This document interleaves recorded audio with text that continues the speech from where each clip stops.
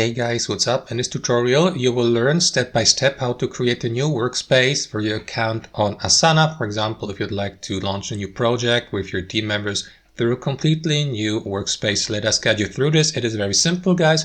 So head over to asana.com, access it through the web application, log into your account, and here you will be automatically redirected to your current workspace. Here on the left hand side, as you can see, I am currently running that workspace here. So if you'd like to add a second workspace, all you will need to do, guys, is simply click on that profile icon in the top right corner and select new workspace here.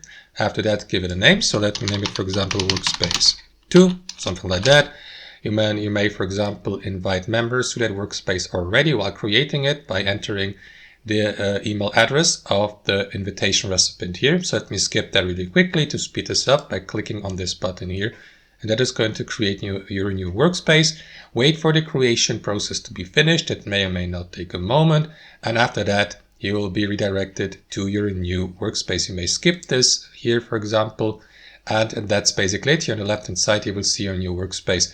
And you can, for example, create new tasks, run your project, invite new team members, and so on and so forth. So that's how you create a new workspace on Asana. Thanks for watching and see you next time.